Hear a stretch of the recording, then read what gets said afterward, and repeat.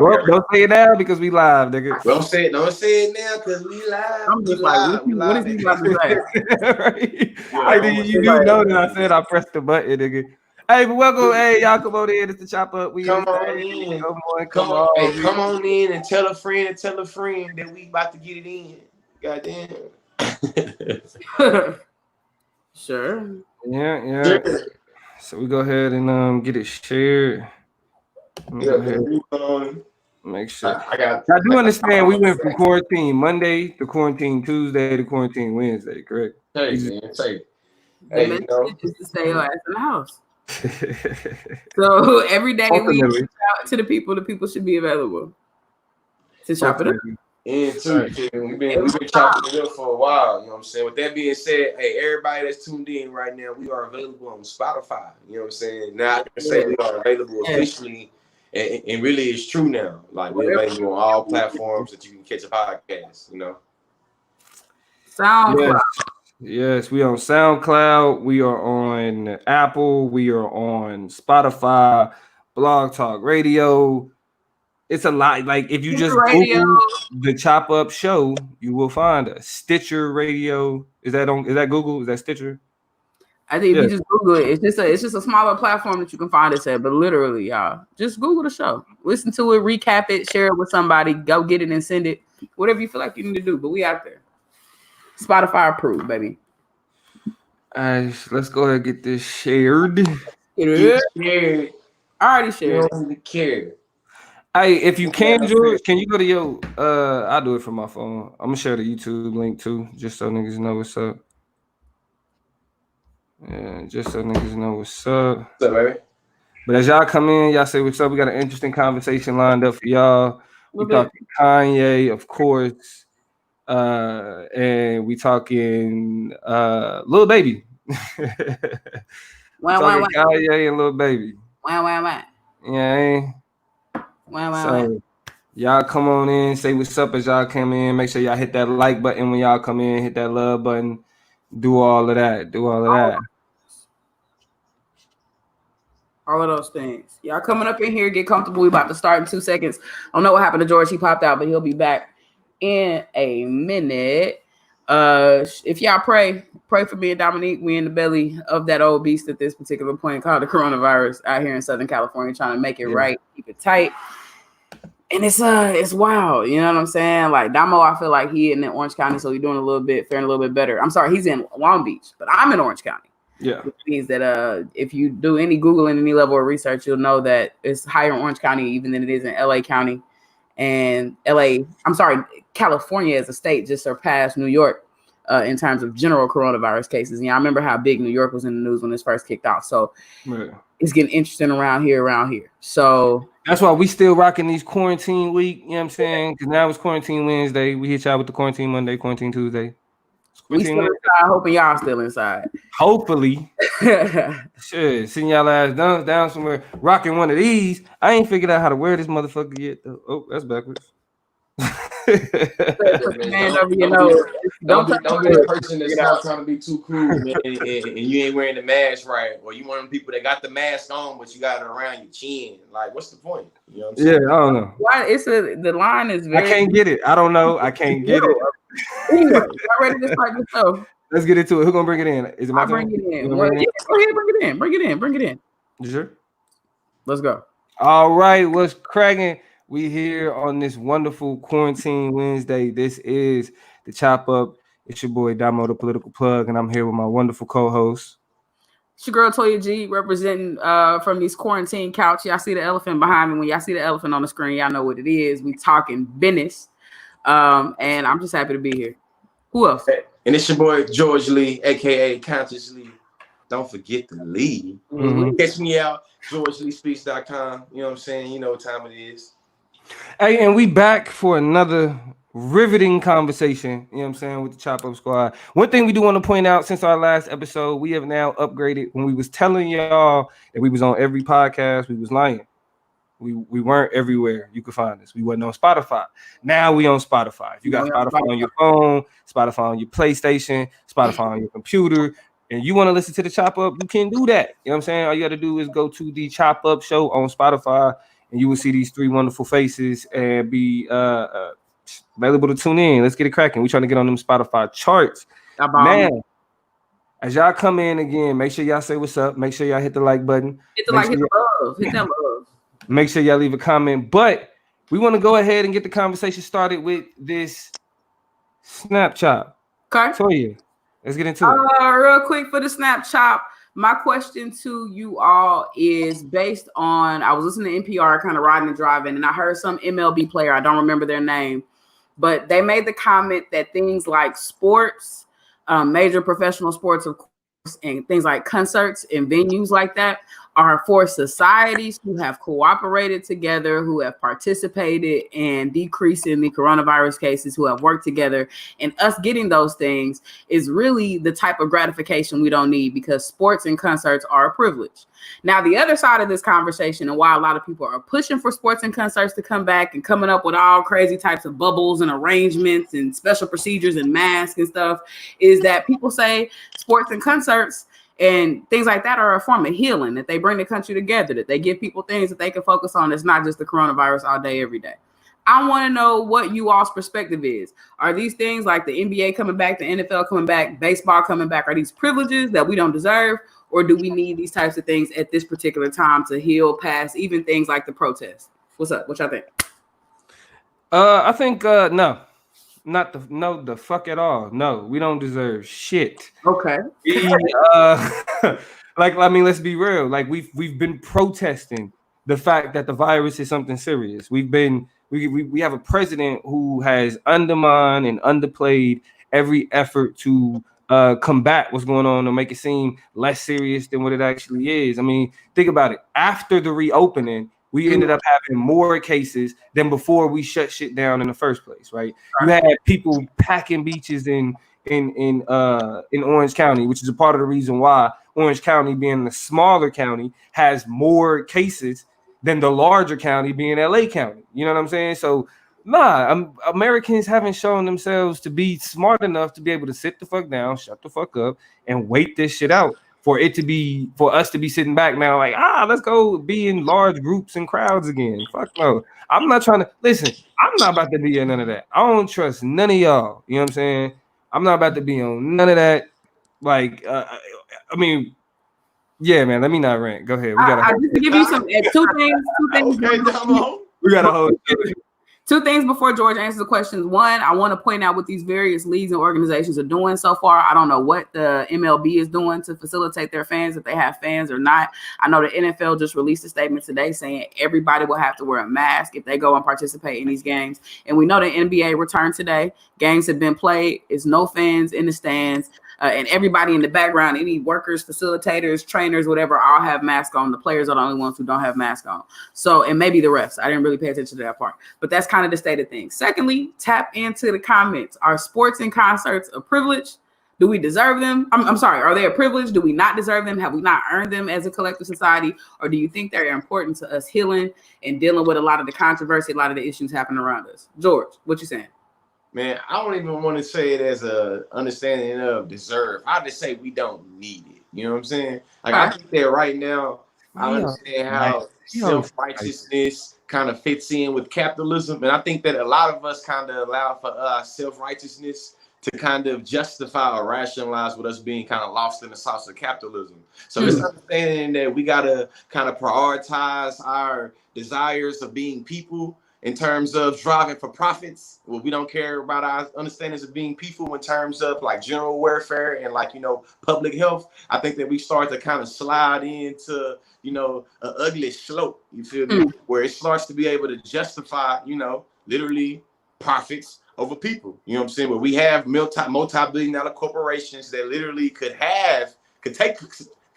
stand for a couple of losses. You know what I'm saying? Well, they can kind of use media to make it where everybody like us. Now we on a Chop Up show talking about how we need sports, knowing damn well right now, that's the last thing we need, really. Don't get me wrong. I would love to see some balls get dunked or some alley hoops get thrown. They doing it now. You know what I'm saying? I'm not gonna cap. I ain't gonna lie at all. But I'm not gonna negate in the big picture when I take my feelings and my emotions out of it. It's like, hey, we don't need that right now. That shit's silly. Okay, so a couple of things, and then we got some comments jerking right now. I want to comment, and I couldn't spit that out. I wanted to point out that the NBA has definitely, over this past 2 weeks or so, as they prepare to go into the bubble and this, that, and the other, every 2 seconds you'll see a new NBA report saying this person ain't coming, this person ain't coming, this person's left the bubble, this person's been kicked out for crossing the line to get food, this person has the coronavirus, this person. So it's been very hard to sustain kind of good health for a lot of players before they even got there, which makes you skeptical of how tight that bubble is going to be while they're there. I also mentioned that the NFL reported yesterday that there were, I think, 95 players at the time that they started testing folks for the coronavirus who were positive for the coronavirus. Now that number is at 59.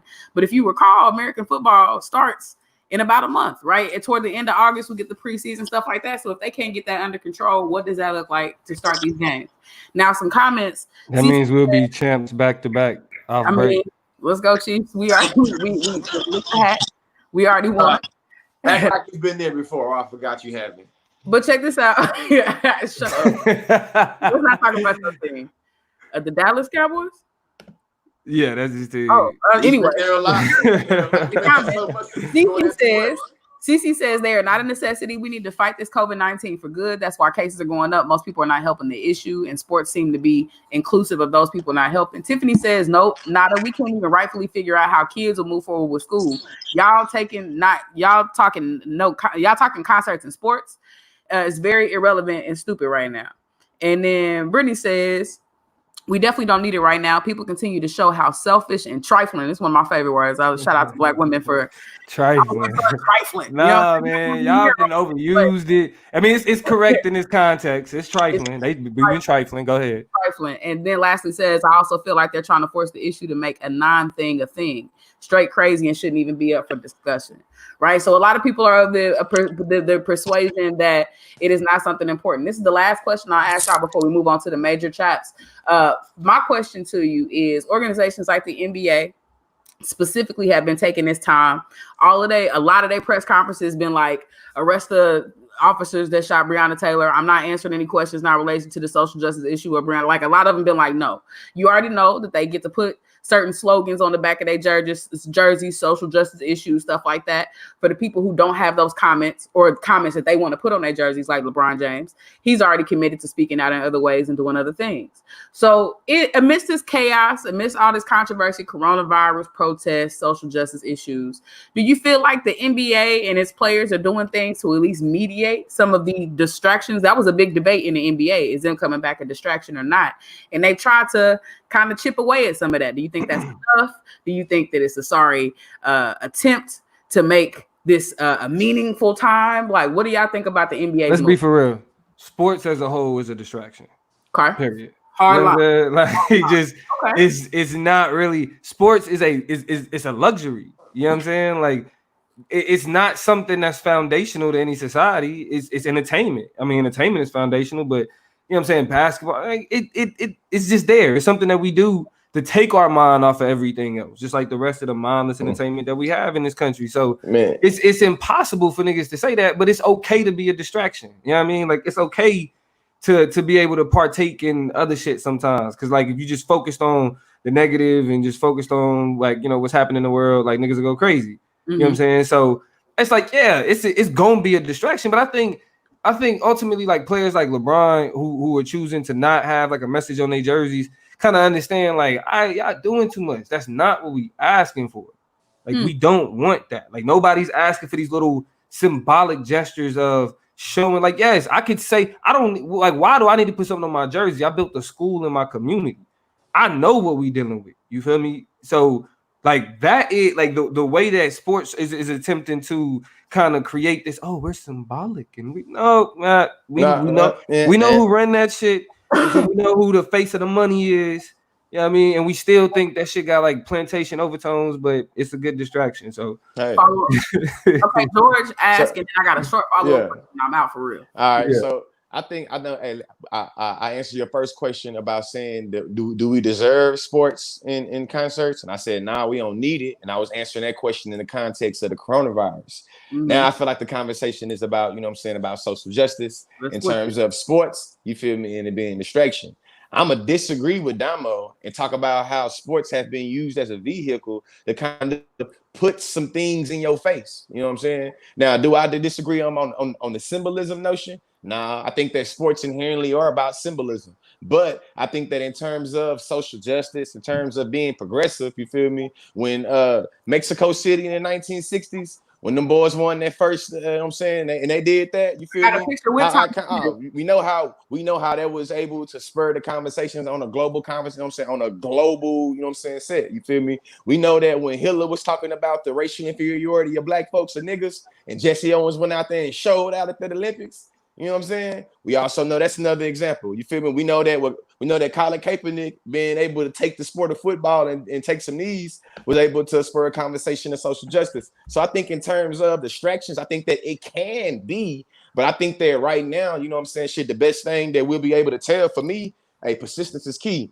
So is it just a performative thing they're gonna be doing? And you know what I'm saying, right now, just to try to show the black folks in the media they care about what's going on in the streets, in the hood, in the community, and they're gonna stop when you know what I'm saying, when they start blowing the whistle, when they say, you know, go, and you know what I mean, they start shooting when the timer go off, or you feel me, is it still gonna be an issue in between? You feel me? That's how I'm looking at it, you know what I'm saying? But hey, we'll see. Okay, I'm gonna ask this follow-up question, and we got a nice little comment, and then I'm off of it. Dominique, this is for you. You said, you know, basically, hell no, hard line, because it's not nearly enough. We ain't trying to hear it. It's a distraction. If these players were to do something like come back and play, but portions or proceeds from their checks were going directly towards some bail funds, directly towards something, would that mediate the distraction notion for you? Is all right, or is that still not enough to keep our attention? That's still a distraction, and this is why. Okay. It shouldn't be coming out of their checks. It shouldn't be coming out of the money that they're earning, especially when they are the talent that creates this billion-dollar team name. Like the team itself, the value behind that name is on these players. And the responsibility shouldn't be on people who made it out of the type of bullshit that we're talking about, and then they pay back. Nah, the responsibility is on the dominant structures to put their money into that shit. You feel me? So I mean, it'd be something more valuable, not they checks, but I mean, in charity is what it is. You know what I'm saying? But it would mean more. You know what I'm saying? If these billion-dollar team owners was investing larger portions of their bread into the communities that they entertain. You know what I'm saying? That brings them value. Yeah. I can see that. Real quick, I want to shout out a YouTube comment because we definitely got those people over on the YouTube land holding us down. Isaiah says, everyone says Adam Silver is the best commissioner and praises him, but like, so what? That's not hard. Who's the comparison? Roger Goodell? Foxworthy, I guess, who is probably a sports commentator. And Isaiah says the Jersey idea is hella dumb with colorblind things like equality. Like, we need specific conversations about black people, black issues. And I think I think a lot of the options for the jerseys open up a bunch of stuff that people can, and it's awareness and activism is good, and you picking your flavor is good, but this is the time for very direct, precise discussions that we're trying to have about very particular things. And so I think that does get into this slippery slope where we can, like you said, have distractions that get our eyes off the prize, right? Arrest the officers that killed Breonna Taylor. That's the message. That's the goal. Yeah, do that shit. Like, what the fuck? Our host want to stick to that, so that's what it is. And that's a snapshot. Thank you very much. Coming up next, who's next in the lineup? Dominique. All right, so we're gonna go ahead. We're gonna get this political job cracking. You know what I'm saying? We're gonna get this political job cracking. Political job. Hey, political awareness, man. Political. So, like, this is about to be a tough one. He about to be a tough one. But let's get to today's political chop. You know what I'm saying? It's gonna be geared towards a very touchy subject. All right, but we're gonna preface it like this. Kanye, bruh. It's a lot in that statement, right? It's a lot happening. What sparked it, and initially when I wanted to have this conversation, what sparked it was the statements that was made by Kanye about Harriet Tubman. Now, for those who don't know, and if you don't know, I will be surprised, but I respect you for having some way of being disconnected from all the bullshit. But my nigga Kanye said that Harriet Tubman actually didn't free slaves. She just had them go work for other white people at a so-called campaign event in South Carolina. Now, the irony of that campaign event in South Carolina is that he did not qualify to be on the ballot in South Carolina At all. But this statement sparked a lot of controversy. It did. Following up that statement was a bunch of tweets from Kanye, kind of expressing some feelings about the situation he's in as far as his wife and her family. I'll let George elaborate a little bit more on that when he speaks up. But it's the Kanye around the conversation around Kanye and this which started with this campaign rally goes all the way back to his statements about slavery being a choice, all of this other shit. We're where we are now, right? Mm-hmm. It's a multifaceted discussion. It is. It's multifaceted. And now, because I came to this conversation thinking we were just gonna talk about it from this one perspective.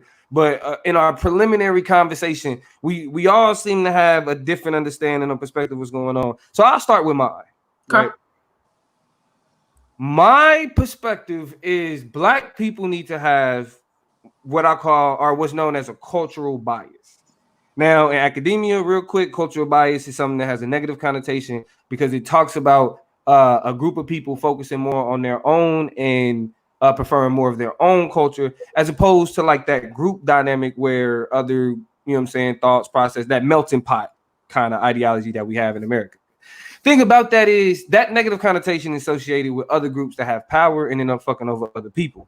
Mm-hmm. Black people, in terms of cultural bias, has to do with how we value us in a world that tells us we don't have value. True. That's big.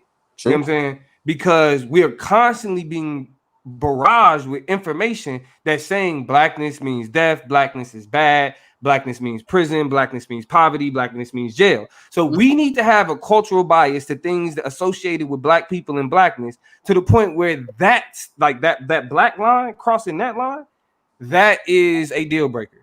Kanye's statement about Harriet Tubman is extremely egregious because it actually it speaks to what makes anti-Black violence or anti-Blackness in general anti-Blackness. It's not just that the structures are against it, right? It's the gratuitous nature of the hate and the vitriol that these institutions pass on to Blackness that make it anti-Black. That gratuitousness is literally like a characteristic that transcends just any regular shit. Kanye introducing Harriet Tubman into this conversation about slavery, it being a choice, and whether or not introducing her into that conversation was gratuitous. It was unnecessary. It was extra. You can literally make the point that we went from one slavery to another slavery without bringing up the name Harriet Tubman. You know what I'm saying? And as much as it's all of these things associated with him and all that other shit, the problem is that when we have when we're at a moment in time where we see these traditional institutions cracking, they're crumbling, right? Mm-hmm. Black people in various communities, because there is no Black monolith, right?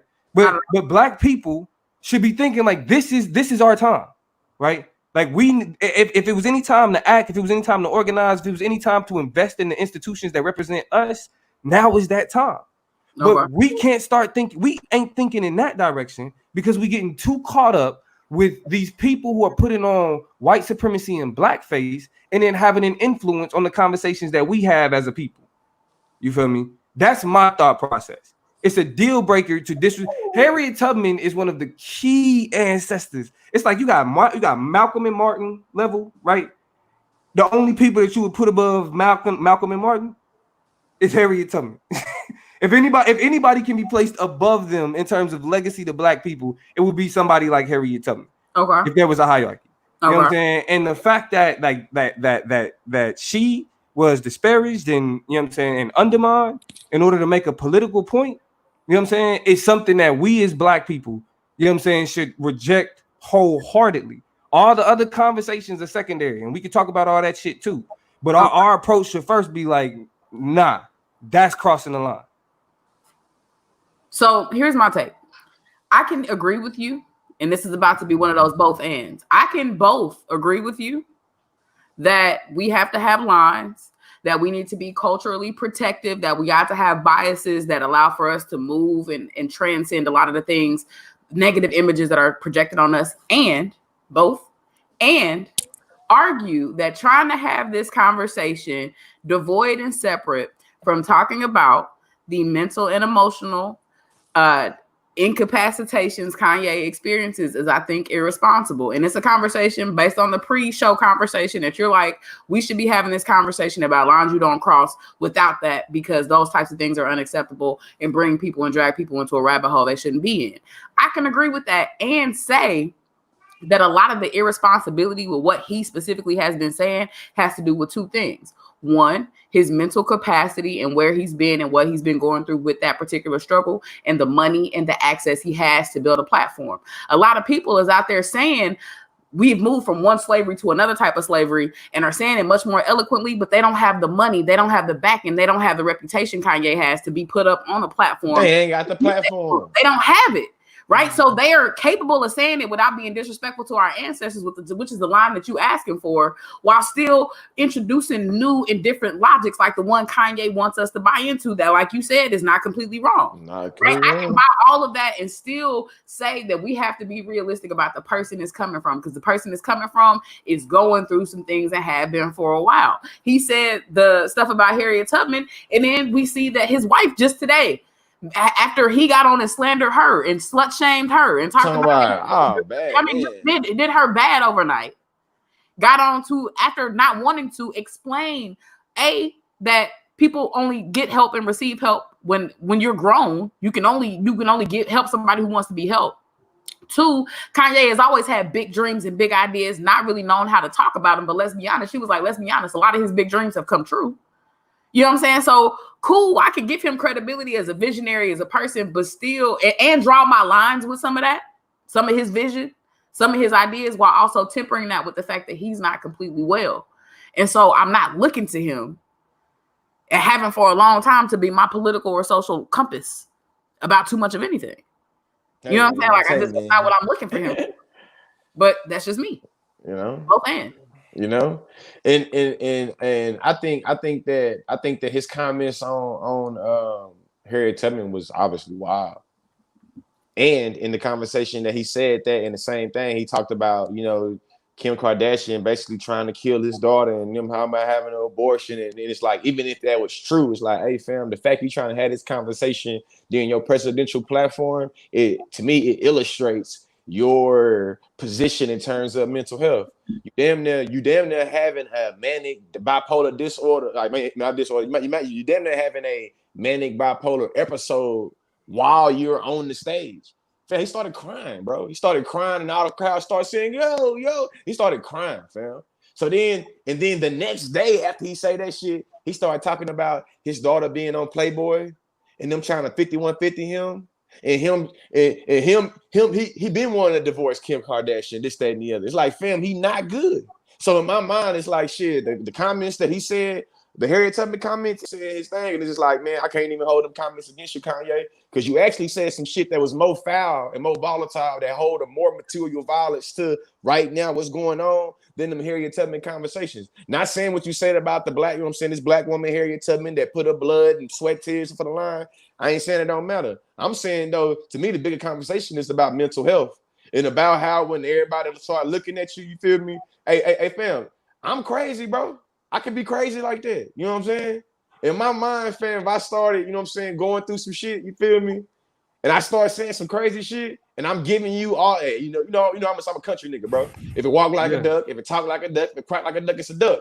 My nigga, if I start talking crazy and acting crazy, nigga, I'm going through some shit. And when I say crazy people that's talking about in terms of ableism, I ain't trying to be ableist. I'm just having straight talk with my nigga. You know what I'm saying? And what I'm saying is, if I lost my goddamn mind, I start going crazy, I start going through mental health. I just want you to be able to take the good with the bad and be able to work with me. You know what I'm saying? Be like Dave Chappelle or Dame Dash and pull up on me. Yeah, You know I mean, of course I would, bro. Of course I would, but that's the thing, bro. But that's what's like, going on, fam. It's not yeah, just but see, like but see, what I see is this. We keep having these conversations, and we relating Kanye back to a normal person. A normal person having a bipolar episode would not be able to hold a campaign rally to put it on display. Let's be real. Think about the logistics that go into setting that type of shit up. That shit is deliberate. And so while I do think, I mean, is it certain? I mean, because I don't even really like speaking on like his mental state and just putting that on him, even though this conversation has been going right ever since he made the statements the first fucking time when he first said the shit about slavery being a choice, when he was doing that back and forth with TMZ. We keep having this conversation about it being like about his mental health, but yet we still have him on this platform as an influencer. We still treat him as an influencer. We'll go back to talking about his relationship with Jay-Z and shit. We'll go back to talking about his music and doing all of that shit. We will still allow him to exist as this celebrity to influence black culture. But then as soon as he says this wild shit and then adds some other wild shit onto it, then it's like, oh, well, nah, he was crazy when he was doing other shit. He was manic when he's been doing this shit. This has been a pattern of behavior. So I want to know from y'all as people who are, you know what I'm saying, who are showing this sympathy, which I'm not saying like you shouldn't, he doesn't deserve your sympathy, but as people who are having this kind like are saying like, yeah, you know, like we got to worry about that. Why is this distinction only made when he say the wild shit about black people in an attempt to be political? To me, I think that the comments that made me, because I think that we can fill people in this specifically on George Lee consciously understanding or his relationship to the Kanye shit. I ain't really rocked with Kanye for about over 10 years now. You know what I'm saying? I ain't really started. I ain't been doing with Kanye since like 09, 08. You feel me? So I've been kind of on the man, not necessarily canceling Kanye, but like I don't care for Kanye too much. Like I don't even care to cancel him. So how much I don't care for him. You know what I'm saying? His comments of trying to talk about white supremacy in terms of Kim Kardashian, not saying she's not advocating white supremacy, but the nature and how he did it and what he was doing it for, it's like, fam, as a black person that talk a lot about white supremacy, I could have took that tweet and ran with it. Kanye West exposed his white supremacy and this, that, and the other, but I'm knowing that what that comment is literally coming in the mirage of a whole bunch of other crazy shit that he doing and saying. It's like, damn, Kanye, you really going through it, man. You know what I'm saying? Like, that's how I see it. Like, damn, fam. Like, I mean, his daughter, he bringing his daughter in too. I'm sorry, but his daughter, he literally tweeting about his daughter and talking about his daughter and Kim Kardashian in tweets. Kanye got how many followers on Twitter? How many millions of followers? He literally is creating a feud, you feel me? Or putting it out in public. My daughter getting Playboy and putting my daughter around these pedophiles. And it's like, Kanye, what's going on? Yeah, go ahead, Toya.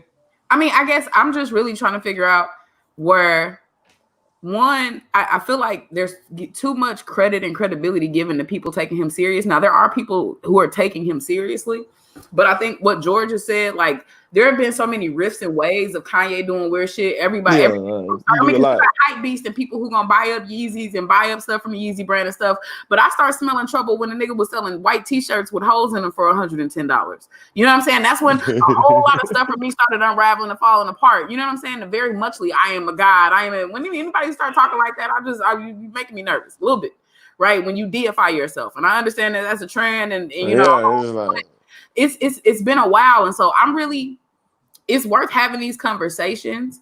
But here's why, and this was my skepticism before the conversation started, is that as I start to read more about mental health, as I start to read more about how these episodes play out, as I start to see more how people with these types of issues relate to these situations, and then you have Kanye as a great example, I realize how ill-equipped I am to really, I guess, assert anything about people like Kanye, except for to see that both he and his wife have admitted that he is in a state right now where he needs help. right? So a lot of people are saying, and it's weird because you got to talk about it while not talking about it. We are talking about it while saying we shouldn't talk about it. And that's because the biggest, I think, most healthy piece of advice that we've gotten is that you can't give this type of shit like energy. A lot of people, when he first made his Harriet Tubman comments, were on Twitter like, I'm not going to share the video, but this shit is wild, and here we go. And that's that was my approach. Yeah, that's my approach. But I think there are a lot of Black people who are just like, we got to talk about this shit because it's a topic of a moment. It's a distraction. 1 week it's entanglement, the next week is Kanye. You know he got an album coming out, and we can't forget about the capitalism. If we talked about capitalism in one conversation, we got to talk about it here too. Yeah, right. Because there are Donda coming out on Friday, ain't it? It's coming out on Friday or something. Like he done made a new font. He been writing out his song notes and album notes and then called it a new font that he's trying to, like, you know what I'm saying? So this is all opportunities to capitalize on things that Kanye can make money off of. And so I won't say that it is pyramid and connected in a way that is malicious or intentional. Like, I'm about to really play up this bipolar. Plus I got an album coming out. Plus I just want to be, I don't think it's very intentional like that, but it's other shit that explains why we're here that I think people are seeing through. He doesn't have enough power or command to really influence, to do anything else but derail at best, derail what is possible with Joe Biden trying to be elected. But I'll even say this. I think the statement in his power to maybe fracture the votes for Joe Biden was stronger a week ago than they are now. Man, and every time he opens his mouth, they get weaker and weaker and weaker. Every election, we have people who write in random names. I have no doubt Kanye will be some of those random names written in. Will it make an impact? I think the capability of that is becoming less and less true. The more and more he's given the ability to make tweets and talk about how he's been trying to divorce Kim. And like, you know, these are all talking points that we just fuel to give him attention, likes, tweets, traffic. It all works. I mean, it works one way or another. Yeah, but see, I think, and I think this is where my conversation is a little different because it's the reason why I put this specifically under the political chop and not under like the culture chop or anything else, because it is there where our politics and our culture are meeting. You know what I'm saying? Which is actually how you empower a people politically, is to have those two come together. It's not creating an environment that Black people could actually benefit from. That's the danger in it, right? Like, Donald Trump represents a weakness in white governance and these white institutions and how they operate and how they run, which is making the reason why Kanye West is even viable in people's eyes is because Donald Trump was possible. There used to be literally like a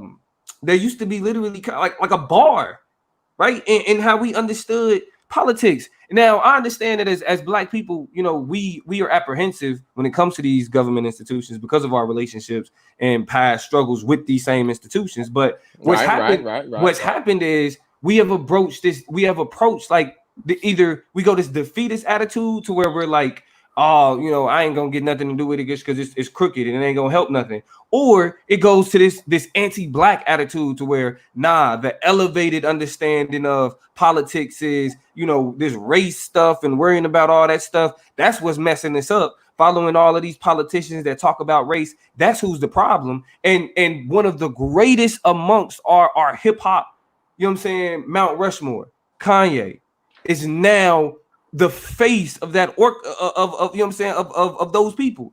He is now the mascot for, like, George, you know how when you was talking bad about Gilly and like Gilly, you making it hard for niggas like me because I got Kanye is making it hard for niggas like me. Kanye been making it hard. But nah, I mean, yeah, but this is what I'm saying. This is a next level of egregiousness. That's my point. Listen, like, think about it. Outside of Kanye, because I definitely understand the mental health conversation. What do we hold sacred if it ain't our fucking ancestors? What do we hold sacred? The biggest proof, but you're like, what do we hold sacred? And I think the whole, like, the Twitter sphere, social media, whatever, was like, we hold sacred Harriet Tubman. This nigga is tripping. This nigga is wilding. That was the tone. That was the tone. One person say, you know, I get that Harriet Tubman was problematic, but he still has a point. Nobody was even granting him that. A lot of people. Hey, man, listen, I'm not on the Twitter sphere. I'm not on the Twitter sphere, but I'm on the YouTube sphere. I'm on the Facebook sphere. Okay, well, tell me about them. That, like, Okay, People were for like, example, yeah, Kanye has a we point. know how, like, I we know know how. on Instagram people said it, but it was just like Yeah, but hold on, see, out of 80 people, 2 people said, but Kanye got a point. It was like 80 comments, 2 bro, comments was but that. It's like, okay, it's always some see, it's just like assholes in the it, comments. You know bro, what I'm saying? George. People that match in the group. Just like for example, think about the Hebrew Israelite shit. Yeah. Like how we was like, man, ain't nobody. That ain't. Now we in 2020 and Nick Cannon getting fired of it because we sitting back thinking like, nah, ain't nobody taking that shit serious. Ain't nobody taking that shit serious. That's what you think. It's just like Donald Trump. There's a lot of black people that support Donald Trump that's not gonna say it because they not trying to go back and forth with niggas. But it's people that buy into certain bullshit. They not loud. You don't see them in the comment sections. You don't. But the fucked up thing about it is you see them pushing it in other places like motherfucking in the ballot box. But People but these people, let's be honest, and this is also something that we talked about earlier. These people are not the people voting. These people are not the people who are showing up, who are a part of the political process, who care, understand how it functions. So we end up giving a lot of space, a lot of dignity, and a lot of credibility and airtime to people who are not really about that business or not about this work. This is, again, when we were having a conversation about black on black crime, we have to remember these are not the same people showing up to these rallies to liberate, to fight for, to challenge and contest the value of black life. They just not the same people. So and when the comments was made on my Instagram, I seen it as trolls.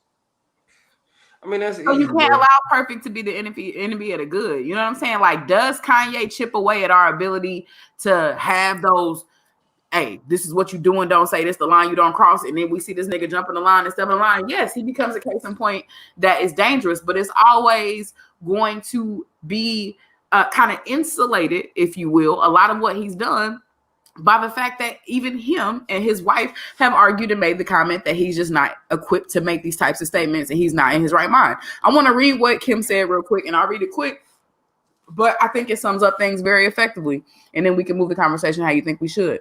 Yeah. Kim says about Kanye, I understand Kanye is subject to criticism because he is a public figure and his actions at times can cause strong opinions and emotion. He is a brilliant but complicated person who, on top of the pressures of being an artist and a black man who expressed the painful loss of his mother and has to deal with the pressure and isolation that is heightened by his bipolar disorder.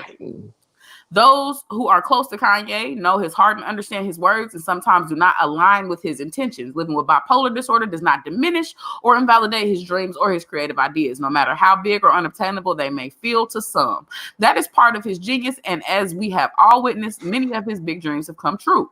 We as a society talk about giving grace to the issue of mental health as a whole. However, we should also give it to the individuals who are living with it in times when they need it the most. I kindly ask that the media and public give us the compassion and empathy that is needed so that we can get through this. Thank you for those who have expressed concern for Kanye's well-being and for your understanding. With love, Kim Kardashian West. Why the fuck do you have people asking for privacy when the shit is given to an audience? It is a campaign rally. It is Twitter. You know what? Don't talk to us. Hold on, Toya. Don't talk to us. Don't tell us that we need what we need to be doing in terms of Kanye. Keep your fucking husband off Twitter. Shut down the campaign rallies. Get rid of the motherfucker. He's bipolar. Like, I don't understand what. Then why is he holding a campaign rally? I don't understand. Because he's a rich black man. Kanye. He's literally the white friend. I mean, he's literally the black friend. He's the black friend. So he's the black friend that white folks love talking about, and he got some access and some privilege because he was cool with these white folks. And they gave him a platform. You have enablers. That's why on that enablers. stage with him was a whole bunch of black yes men standing behind him who probably don't mind being seen, probably don't mind being on stage, down with Kanye by any means, and not like any means like I ride for him, because if they rode for him, they wouldn't have had him up there in the first place. Down to ride these meal tickets. They clout chasing for any dream. Hello. Anything. Like, man, I'm trying to see with Kanye in South Carolina on stage. Is enough enablers to outweigh the people who want and mean the best for you. And you are on the first thing smoking until your own demise in whatever flavor and whatever way you decide to get there. For him, it's a political rally. Why? Because he has the money and enough people to enable that platform to do so. After that, all you need is a mic and people gonna show up. Kanye is Kanye. If you build it, they gonna come. What? I got a family member that got bipolar. She literally said, one of the girls who posted one of the clips that went viral literally said, I only came here long enough when the girl said was like, all right, I'm leaving, bye. Or like, Yeah. you gotta go. That's the clip that went viral. I'm Yeah, going yeah. to wait for him to say something dumb and I'm leaving. And she waited for that nigga to say enough and was like, I'm out. He said everything Let's I go, need. y'all. Let's go. He's a spectacle, right? But he is Spectacle, dog. Nobody taking them serious, bro. Mind. Okay. Nobody in Okay. their right mind is taking that man serious, fam. It's literally for kicks and giggles and laughs and shit. And I think you feel that's me? what sucks. But this that's the part ain't that kicks and giggles and laughs type shit though. Fuck, undermining Harriet Tubman is not kicks and giggles and laughs type shit. But who's giving him that pass? Nobody's saying it is, but this is a situation we're in with somebody who does not have the capacity to discern anything better right now. Right. So I don't understand why you keep trying to pick out of the most important thing that has to be at the forefront of this conversation, which is his mental health. You say wild shit. So you wild shit when you having a manic you having manic episodes, you say wild shit and you do wild shit that you're gonna regret. And here's also something that I read on a Twitter thread about the capacity of bipolar to really mess you up long term, is that if you are without your medications, it's not just you having these types of manic episodes sans the medication. There is an element of deterioration that then only becomes further and makes the slippery slope that you're on even more slippery over time. And because the brain areas that are affected by that deterioration don't just rebuild or regenerate themselves, there comes a certain point where even medications, even orientations toward that don't make the same impacts or give the same health as they would have a longer course or a longer path. So this is, we're talking about a history that won't just be recouped or rescooped by saying, well, nigga crossed the line. Well, that's just really not the conversation that we're having. And to not have it in the fruitfulness of how things have unfolded is irresponsible a little bit. We're talking about us being irresponsible and having this conversation. Listen, let's take the conversation away from Kanye West. How about this? Before we take it away from Kanye, we can take it away from Kanye. I ain't even saying switching it. I'm just saying in terms. I'm saying about bipolar, because that's what I'm thinking about, being bipolar. You feel me? I don't even like doing shit like this because, you know what I'm saying, I don't like doing shit like this. But I've talked with this person and my mama let me know that it's cool, right? My mama is bipolar, fam. She has been diagnosed as being bipolar. And like Kanye West, my mother also has an experience with battling with drugs.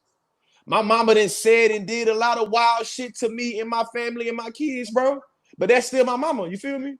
I'm talking about wanting to cancel her. My mama, my nigga, the person that gave me life, bro. Sheikah's son. You know what I'm saying? Sheikah's son that's tattooed on my arm, bro. I'm being so serious, though, fam. Nah, bro, I know, bro. Right now, as we speak right now, my nigga, my mama is in Dallas. I don't know what the hell she doing or what the hell she got going on. She only need a couple dollars and a couple enablers, fam. Mama, mama got 4 kids, my nigga. All 4 of her kids could be saying she could no.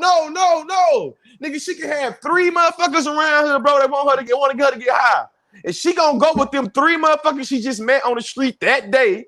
You feel me? My nigga Kanye made a tweet 15 minutes ago. He say Yeezy team. Nigga, I've been a Kanye West fan since goddamn 2005. I can't identify not one person in this goddamn picture talking about Yeezy team. We are literally saying all you need is a couple enablers, bro. And you'll go off the rails. I'm talking about go off the rails. Yes, man. Oh, hell yeah, that shit. Fam, you always hear some trash ass music and you ask who was in the studio when this nigga made this song here. They is not his friends. Come on. The folks getting high on my mama is not her. They not her friends, bro. The people telling her, you don't need that medication. Them white folks trying to get to you. Fam, that's the shit that she say to me, my nigga. Little George, them white folks, then you reading them book. Fam, that's the shit she say to me. So when I see Kanye, fam, Kanye was talking about drinking Kim Kardashian's bathwater, my nigga. Stop playing. The fact that this nigga then woke up in the morning talking about some white supremacy and Kim Kardashian trying to do me this and do me that, and I've been trying to, fam, that's cap, and that is the manic, the manic episode talking, bro. I know that's what it is, fam. And I ain't giving Kanye no passes. I ain't gave my mama. You feel me? And I love my mama way more than I love Kanye. But I've been personal close to that bipolar shit. And it's real, bro. I'm talking about it. Listen, when Kim Kardashian, this last thing I say on this, now let it go. When Kim Kardashian asked, can she have for privacy? That's not negating what we've seen publicly. Kanye West made some very strong allegations about Kim Kardashian, her mama, and their daughter. So when Kim say I asked for the privacy, they asking for people like us, people that, you know what I'm saying, trying to get paid for talking, that we don't try to go and figure out about the abortion and figure out about Playboy and figure out about all this. It's like, hey, let us have this. That's how I took those statements, bro. I'm not, and you know what? And that's how I took those statements. And I hear you, and I respect that. And the one thing I want to say is, hold on, wait, fam. I got 50,000 followers on Instagram now. Oh, listen. This conversation is going somewhere. So if I blow up in 2 weeks and I get 2 million Instagram followers, and my mama that gave me birth, that got a relationship with me, that talked to me, get on goddamn TMZ and sell TMZ some bullshit ass story because she going through one of her manic episodes, bro, how you gonna do me? It's possible, fam. I'm talking about right now. I'm on the go, bro. My shit might blow up next week, my nigga. My mama is literally in the streets right now, Dallas, bro. I'm talking about a motherfucker might listen to this video, go try to find my mama to find some shit. You feel me? That's how real it is, bro. I hear you. That's really how real I see it is, fam. Like, I'm not trying to undermine that, bro. Trying to sell North to Playboy, bro. Think about that. But that's why I'm not having that conversation. I'm not saying like, let's talk about. This is in a 36-hour span, Damo. This in a 36-hour span. This ain't like 2 weeks from now. Kanye said this crazy shit on 3 p.m. on one day, and then literally 8 a.m. the next day, he was saying some more crazy shit. This is all, it's an episode, fam. My mama had those same episodes. I hope she ain't having one right now. You feel me? I thought you really just can't pick out of it. Like you can't pick out of it, bro. I'm talking about my mama. My sister's probably right now mad at me. Listen to about my sister. They're probably gonna be like, damn, George, like this, that, and the other, bro. My sister, we'll cry sometimes. Then like, damn, mama, why would you get this mama right here, bro? So I feel sorry for North, thinking like, damn, man, why my daddy gotta do shit like this? When North turned 12, 13, 15, and these goddamn kids that found some shit on Google trying to play with her and mess with her. Oh, your mama said that you a slut, and your mama a slut too. That's basically what Kanye was saying, bro. I'm talking about this his daughter, fam. George, I'm not. First of all, I'm not.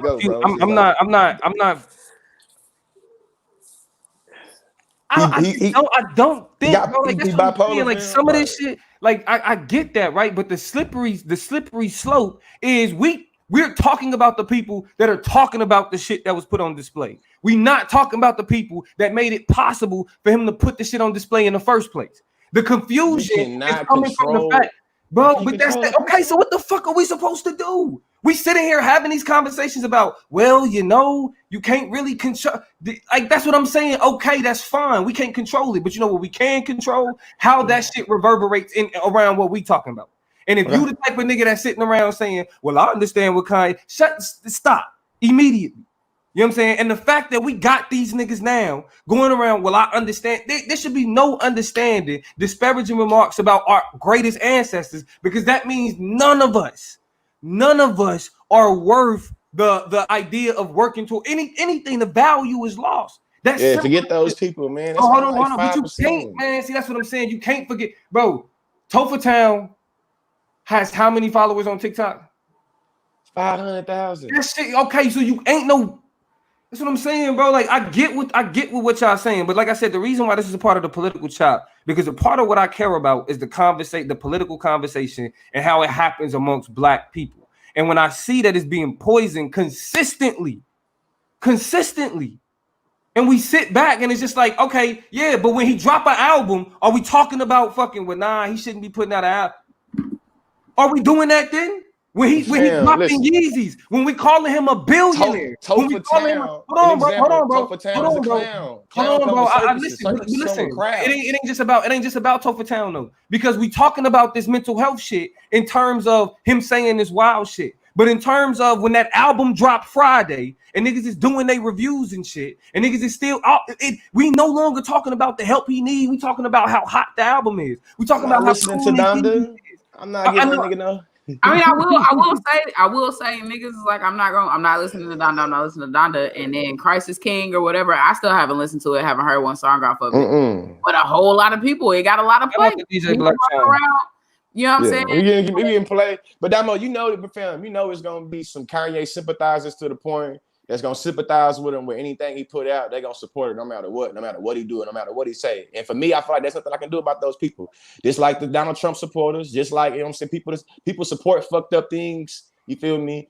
To like unrelentlessly. You know what I'm saying? I think that's inevitable. I feel like I'm only worrying about shit I can control. I ain't worried about them. I can control them. They gonna Kanye West gonna do and say whatever they want to, and they gonna bump it like it's the most legitimate, credible thing always. You feel me? But you know, like I know no three of us up here, none of us up here listen to Kanye West music. I mean, yeah, that's true. I don't know, Feel man. me? I'll say this, listen to Kanye West music. and then Toya, I'll let you say the last word. They got bipolar, man. Shout out to everybody dealing with bipolar. Shout out. I mean, but listen, I don't want to disparage nobody. I'm just talking about neither am I. With somebody as being somebody that deals with somebody that, you know what I'm saying, that deals with somebody that deals with me. You feel me? In terms of being let me say this. Let me say this, and I'll let Toya, you know what I'm saying, add, you know, her wonderful wisdom. She always knows how to handle everything poetically and politically. So not at all. It fucks me up because I may be doing this to myself, but I'm consistently, you know what I'm saying, engaging in conversations, multiple conversations with people who think that the new political look for Black people is to talk shit about Blackness and to talk shit about Black people. And unfortunately, Kanye, because of what's going on with him mentally, I'm assuming, or I just going based off of what y'all saying, he's become the face of that. And there are reverberations of that outside of just his personal life.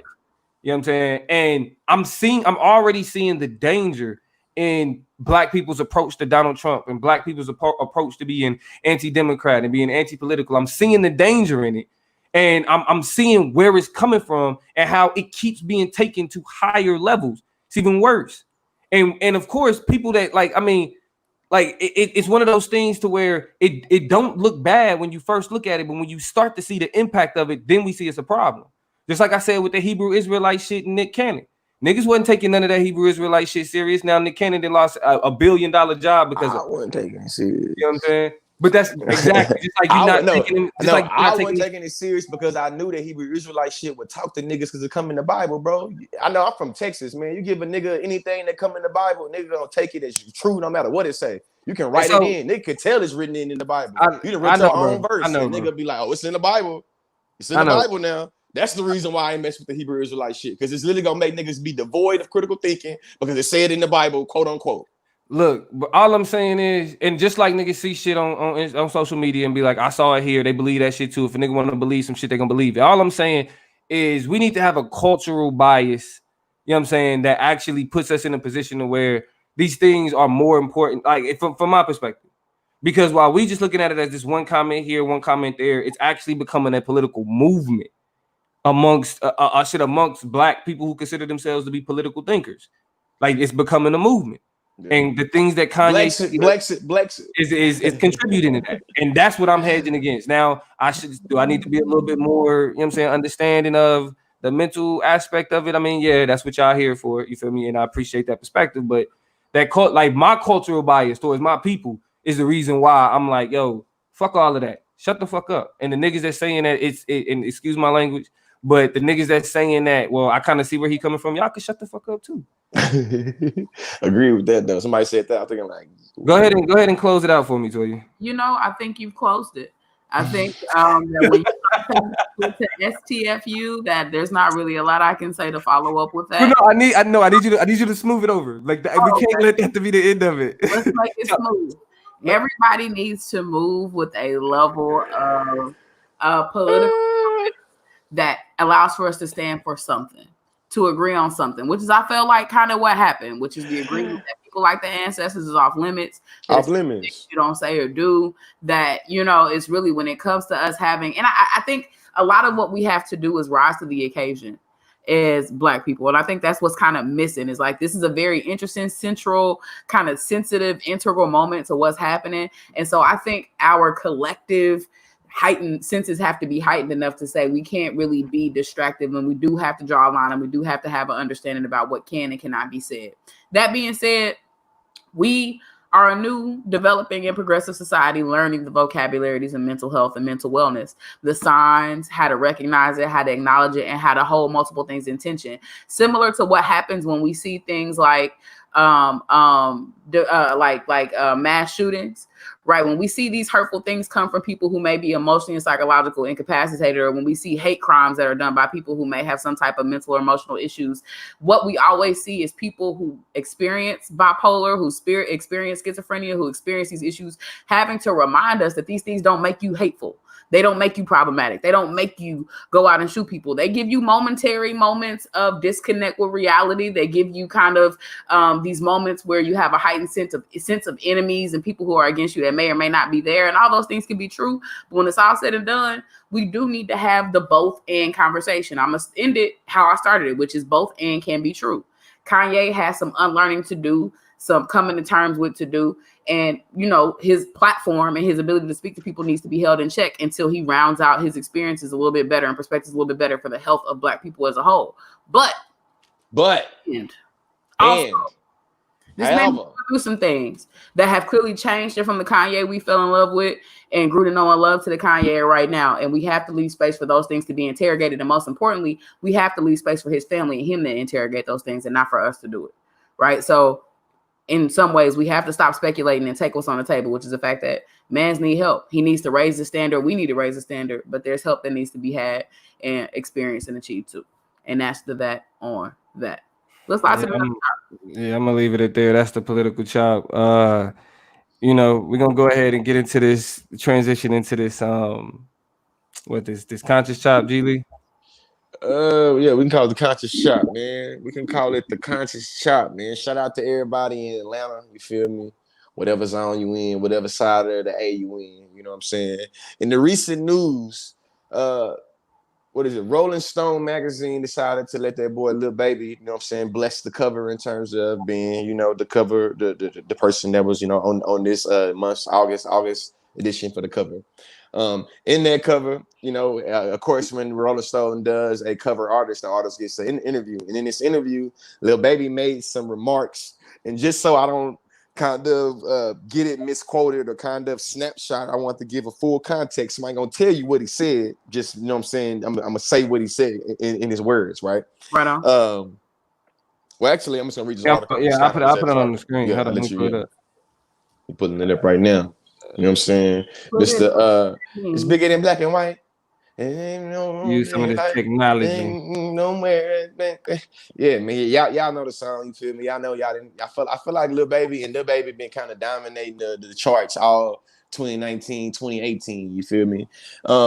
Rapper Lil Baby got into a heated debate with Rolling Stone writer Charles Holmes after the journalist told him Black people can't be racist. The 25-year-old hitmaker who topped the U.S. Billboard 200 with his second album, My Turn, earlier this year, was discussing police corruption and systemic racism when the pair locked horns over their differing views on racism. While discussing his song, The Bigger Picture, which includes the line, corrupted police been the problem where I'm from, but I'd be lying if I said it was all of them, the rapper pushed back and saying that they cannot be said there cannot be good police and fundamentally flawed racist system. Just because you work in a racist system doesn't mean you're racist. Baby, whose real name is Dominique Armani Jones, said, wow. "Damn man, that's what the article said, bro. I'm trying to.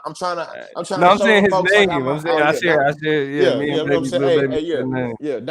Dominique Jones. You know what I'm saying? Shout out to the Dominiques. You feel me?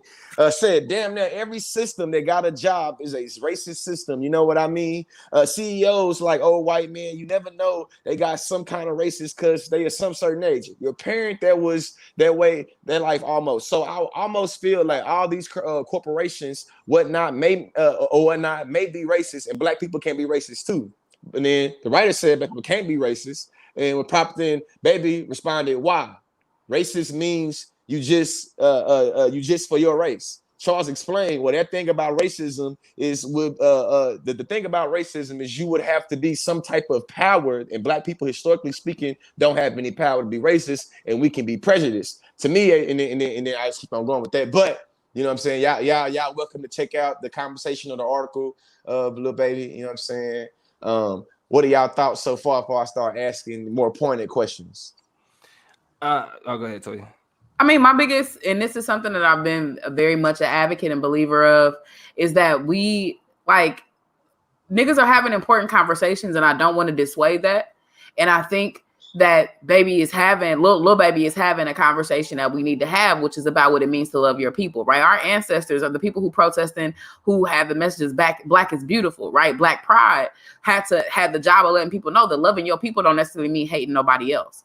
And so I think he just has a very kind of immature, undeveloped elementary perspective on what racism is and what it's not. And so he's identifying a love for your people as an automatic default positionality to racism. And that's not it. Even separate from the question of power, which is always going to be important in conversations about their ability to be racism or for their racism to exist. Okay, let's forget about Black people not having the power to be racist and just talking about their love for their people, which is his argument, right? The reason why we can be racist is because we for our people. But us being for our people has never been historically at the emphasis of white people. It's never been geared and socially manufactured as an intentional swipe against white people. If white people become casualties and us elevating ourselves, then so be it. But it's very much different from the way racism has worked for white people, which is everything from songs to whole industries and shit like that was created to be at the demise of Black people. So it's a huge difference that the little babies of the world ain't calculating, ain't historicizing, ain't thinking about when it comes to being for your people and what that means in an American society with conversations about racism. So it's just another reflection of people not having the maturity to have the conversations they're trying to have. You know what I'm saying? He can write a whole song and be very eloquent and very realistic about his position as a Black man and still have a couple holes that need to be patched up. I still think it's good that he's having these conversations. I'll take him over a lot of some shit some other people have said. But I just think he does not have the vocabulary to really understand the implications of what he's saying. Yeah, I mean, I think he's wrong in what he's saying, but Black people can be racist. I do think Black people can be racist. Okay. Now, first off, why I say he's wrong in what he's saying is because, like I said, having a cultural bias for Black people is imperative because of the society.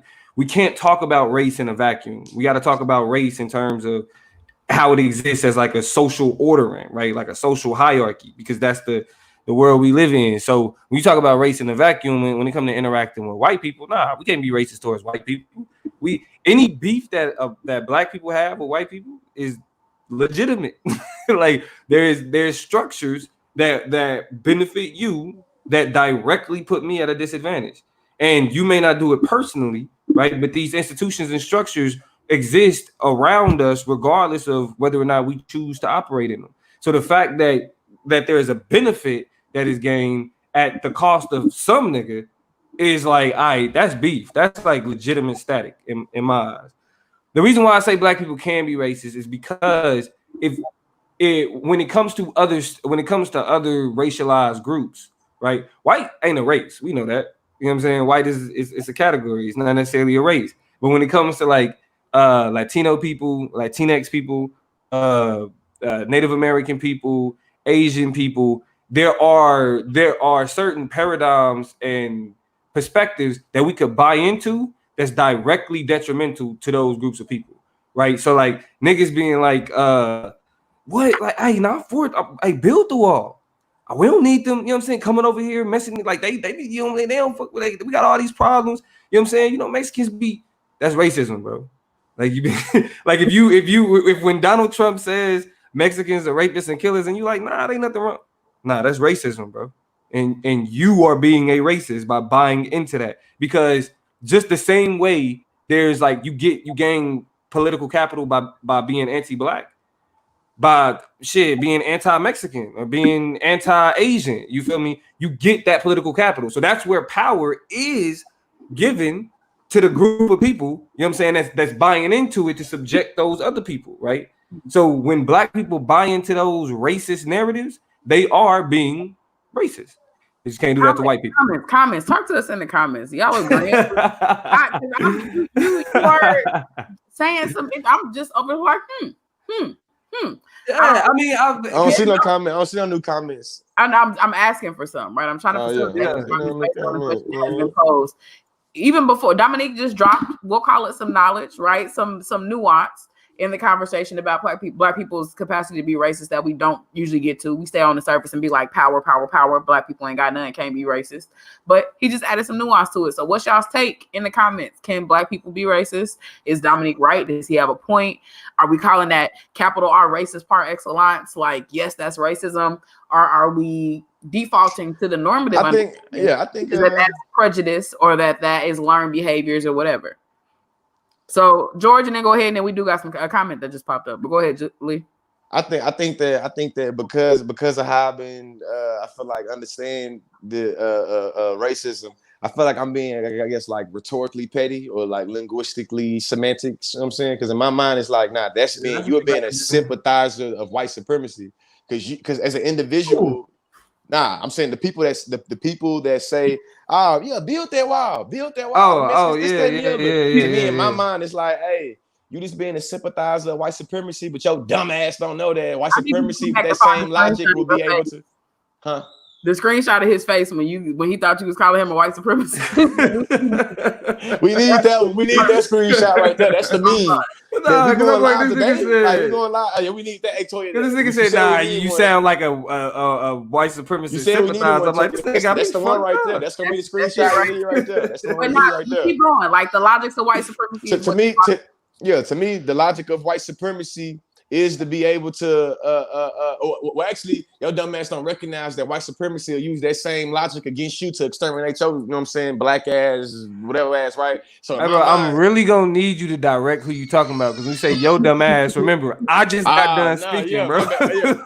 I'm talking about the people you like literally when talking you about, speaking, yeah. You was talking about a particular person Group of color people, that push a particular narrative that is sympathetic towards white supremacist sentiments. Yeah. I'm saying your dumb ass in terms of whoever's saying that definitely, you know what I'm saying, don't recognize that.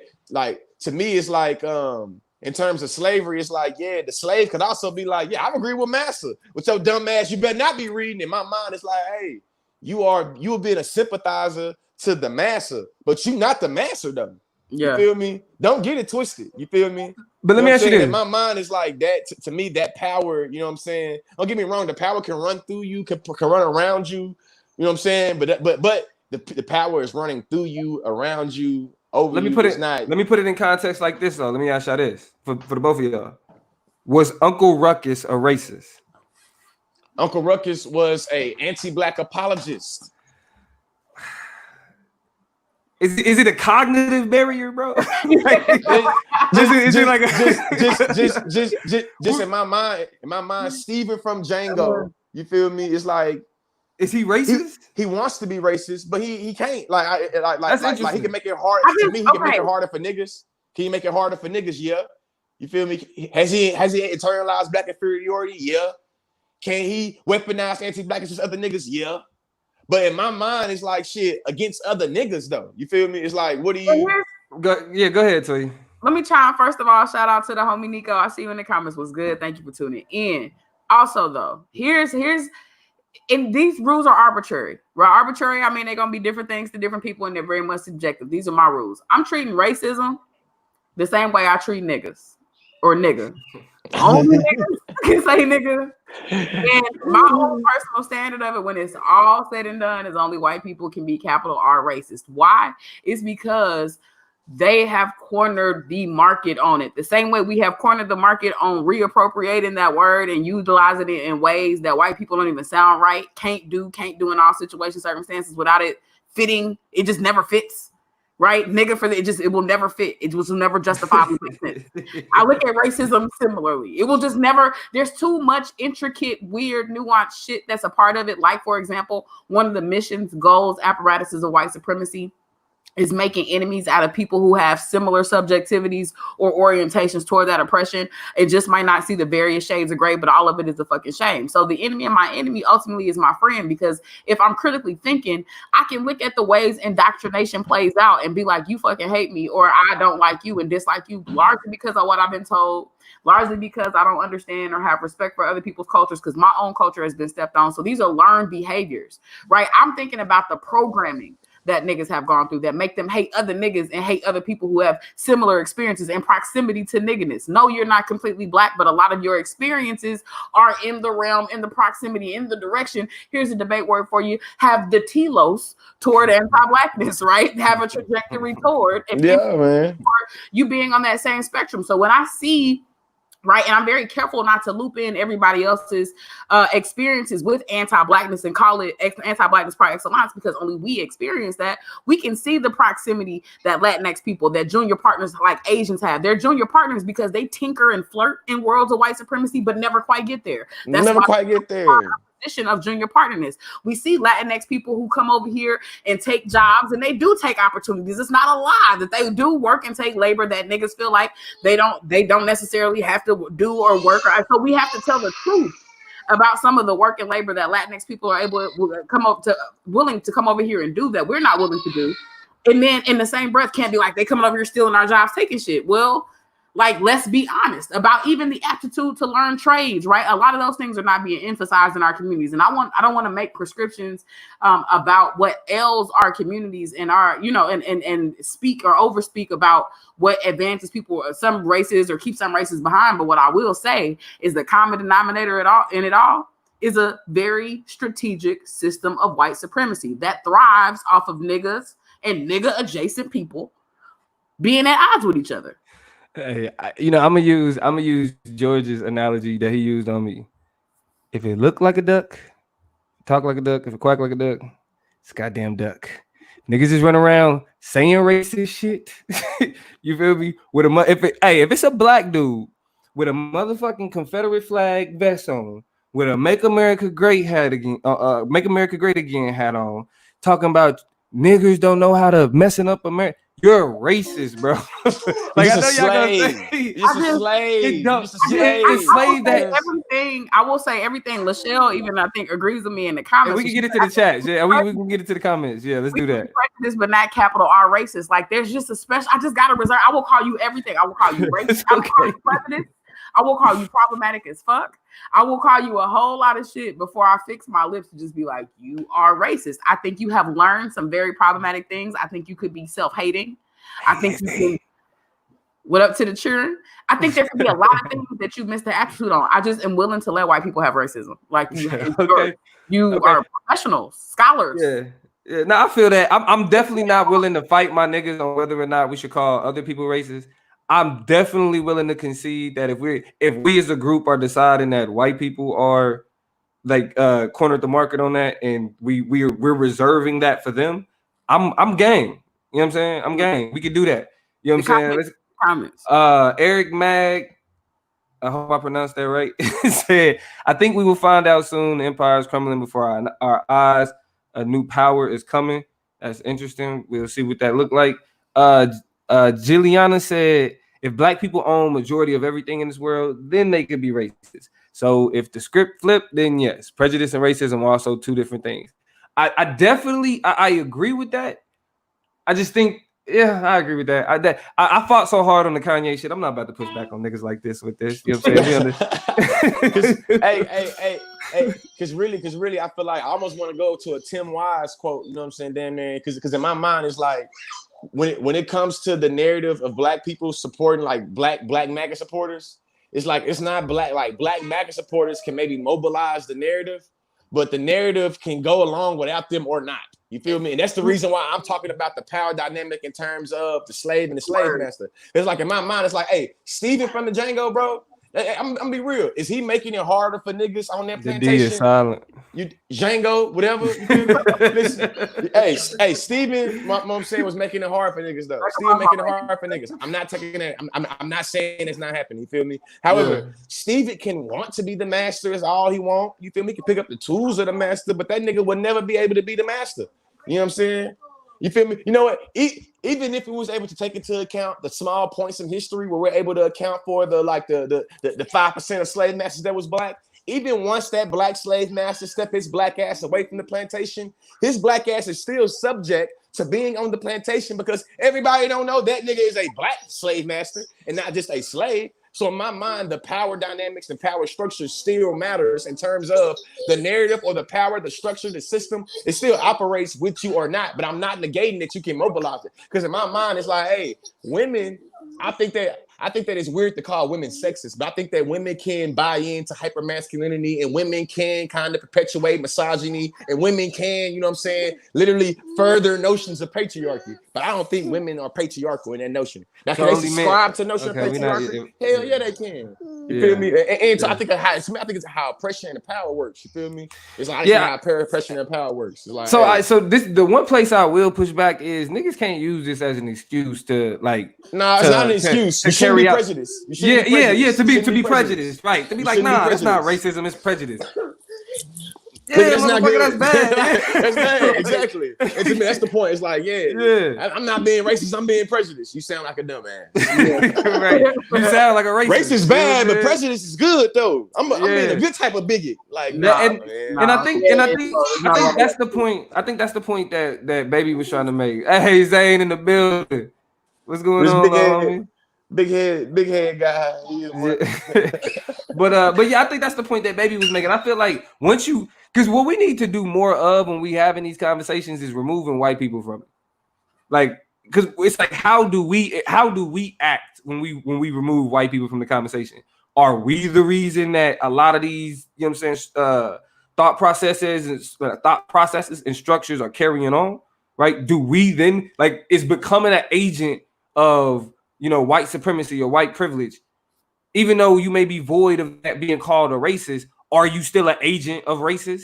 You know what I'm saying? Like, you still a pawn to racism. You know what I mean? And ultimately, I think that's a lot worse. You feel me? So I think the question of hey, your nephew said, hey. My nephew pulled up. What's up, Neff? What's up? What's he on your sister account. He said, what's up though? I see. Hey, before you say, let me say what Lil Baby's definition of racist. What he says, you know, he says to me, it's important. It's important to keep this man words in context. So I'm a Lil Baby fan. I didn't disagree with him. You feel me? Yeah. But he says that to me, a racist is someone who treats a different race than theirs a different way than they would treat theirs. Baby told Rolling Stone, I feel like if you're a black person, you treat all black people one way and all white people one way, you're racist. I'm not a racist, so I give white people a chance to talk. Yeah, that's wrong. We get into it before I can say, and to me, it's like listen to how he's constructing how power operates within his definition. Being racist is not allowing. You don't have that understanding. Exactly. Though it's literally like, do I allow for white people to talk? If I give white people the chance to talk, then I'm not racist. And to me, it's like, hey, you forgetting that racism takes into account policies and legislation and accessibility and access and opportunity and resources. It's like, hey, fam, facts over feelings. As a matter of fact, I'm gonna start running this conversation. My kids start going crazy. I'm gonna pull out one of them Stokely Carmichael quotes on your ass, man. What? He said, if the white man wants to lynch me, that is his problem. If the white man has the power to lynch me, that is my problem. When it comes to the understanding of racism, fuck your feelings, man. We gotta prioritize power.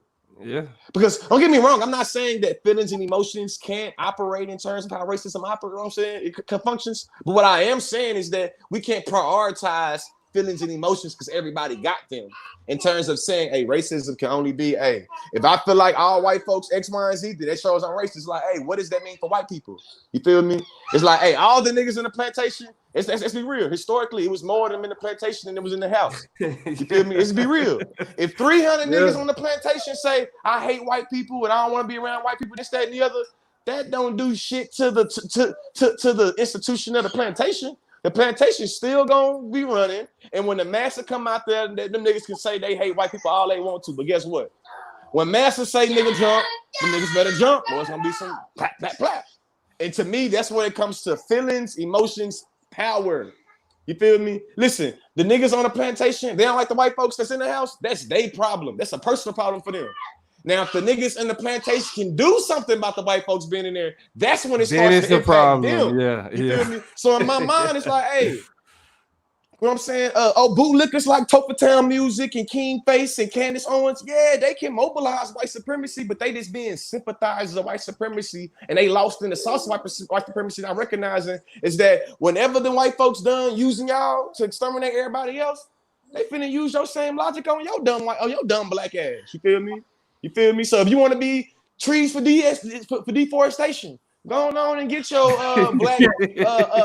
blacks for Trump or women for Trump or gays for Trump. Go on and do it. Trees for deforestation. It don't change that. You feel me? You at your own demise. Go ahead, Toy. Last thing I say about it is this. You know, we can think about the amount of straight up black people, not to mention again black adjacent people of color around this world, and shout out to y'all, man. We outnumber white people, Europeans, just white people on this planet by far. But how are we not advanced as a people of color, as a black people, as a diaspora? It's because systems and structures have been set up. Truths have been set up. Small shit every day is being debunked in our system to take away from white supremacy. Don't realize it. Things like BMIs, right? They are making new reports out every single day about how shit like BMIs as fulcrum of how you should understand your body and your health is all lies, it's racist, and it's based on white shit. So structures of power that literally tell us shit like how to look at our bodies and the bodies of other people of color based on white supremacy. Systems and structures are powerful as shit. They're a hell of a drug. And so it doesn't really matter how many black people there are. I'm still granting, and this is my own subjective rule, white people, the exclusive access to being racist, to racism. That's yours. That's your burden to bear. And we do need to learn how to more navigate the world around us without being prejudiced. And that's a separate conversation to have. But let's have that conversation without mixing in the language and the vocabulary. Let's elevate. Let's get out of these elementary conversations where niggas are racist, where Mexicans are racist. No, they have learned behaviors that are direct reflections of a system called white supremacy par excellence. And you're welcome. I'll say this. We need to pay less attention to the semantics and more of the impact of the behavior associated with these terms. You know what I'm saying? And so whether or not black people could be racist, black people could carry out the will of racist. You know what I'm saying? And that's what we need to be more weary of. Do not carry out the will of the masses, man. Don't do it. So I'll say that and leave it. I don't want to mess up none of the beauty, the poetry that is Toya G's monologues. But hey, glad that y'all was able to join us. We've been in here for almost an hour and a half. We always say we're only gonna stay for just an hour, but hey, it's family, it's love. Y'all know we got to keep it going, even though George kids be making act that off. Oh, but shout out to them Baby Lee kids, man. Shout out to my, you know what I'm saying? Shout out to my guy, baby, and her brother. You know what I'm saying? They out here wilding in my office right now. That's why I'm trying to hurry up, but they start tearing up stuff, man.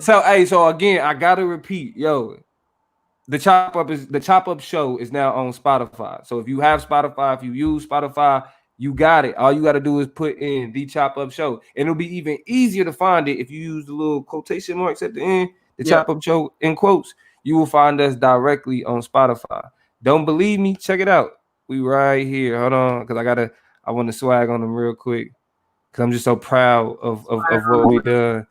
You know what I'm saying? Well, if you've already been listening to us while he pulls up Spotify, if you've already been listening to us on Apple Podcasts, on SoundCloud, Stitcher Radio, Blog Talk Radio, whatever, we still putting our content there. We just want to make it a true statement when we say you can listen to us anywhere, which means if you listening to us live, you can share us anywhere. Shout out to Brittany in the comments for tuning in. Shout out to Noelle for dropping some great comments. Lachelle, Nico, Tiffany, everybody who vibed with us tonight. We rolling out of this thing, so I know y'all on the way out, but check out our Spotify. It's right here. We are the Chop Up Show on every platform.